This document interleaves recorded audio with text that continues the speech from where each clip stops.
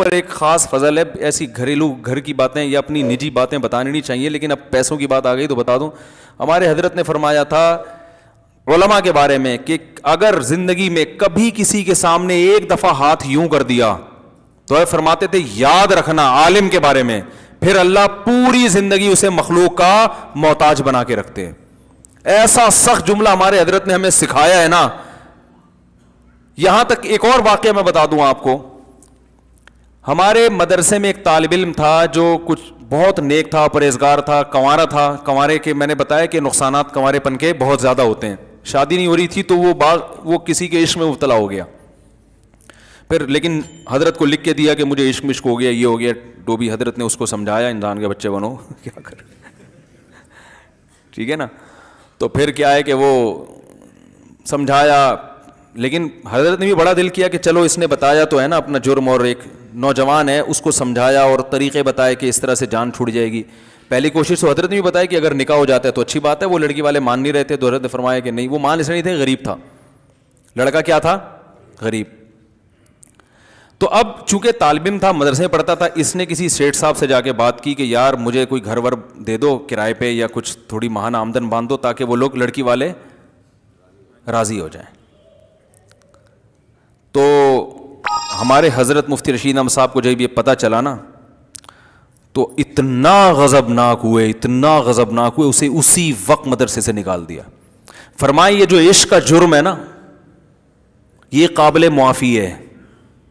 یہ کیا ہے؟ آپ لوگ نا کہیں شروع کر دیں کہ قابل معافی ہے, تو مطلب یہ بھی جرم ہے, لیکن یہ میں اس کا علاج کریں گے, کچھ کوشش کریں گے.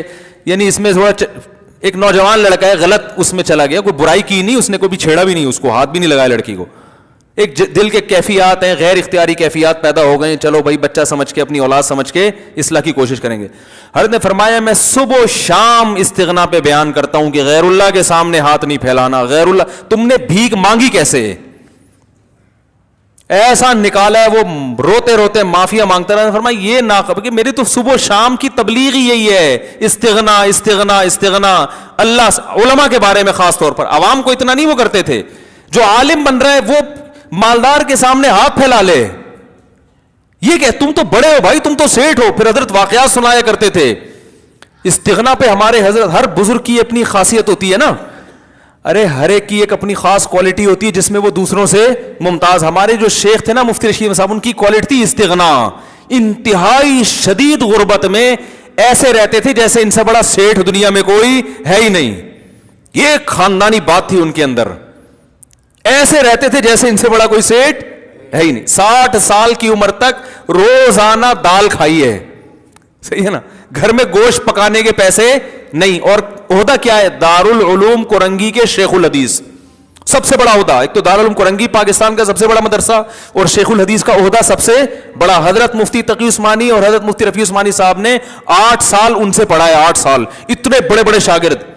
فرمانے میری تنخواہ اتنی تھوڑی تھی, وہ تو ہمیں بتاتے تھے عبرت کے لیے. فرمائے بتاتے ہوئے بھی ڈر لگتا ہے ناشکری نہ ہو جائے. فرمائے میری تنخواہ اتنی تھوڑی تھی, اس وقت مدارس کے حالات بہت خراب تھے. کہا کہ اتنی تھوڑی. ایک دفعہ حضرت مفتی محمد شفیع صاحب رحمہ اللہ نے فرمایا کہ ہمارے شیخ الحدیث کی تنخواہ دارالعلوم کے بیل سے بھی کم ہے.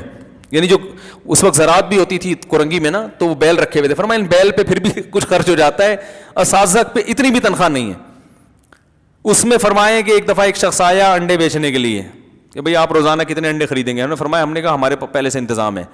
حالانکہ فرمایا اصل بات یہ تھی ناشتے میں انڈا خریدنے کے پیسے نہیں تھے. گھر چھپڑ گا ایسے چھوٹا سا, اور سال میں ایک سفر لاہور کا ہوتا تھا اپنے شیخ کی زیارت کے لیے. فرمایا وہ تنخواہ سے تھوڑے تھوڑے پورے سال پیسے بچا کے سال میں ایک دفعہ اس قابل ہوتے تھے کہ ٹرین کے سفر سے, ٹرین کے ذریعے لاہور جائیں اور اہل اللہ کی زیارت کر کے واپس آئیں تاکہ کچھ ان سے سیکھیں. اول تو اتنا استغنا والے کو کیا سیکھنے کی ضرورت ہے بھائی, لیکن وہ کہتے تھے ہم ابھی بھی محتاج ہیں کہ ہم سیکھیں.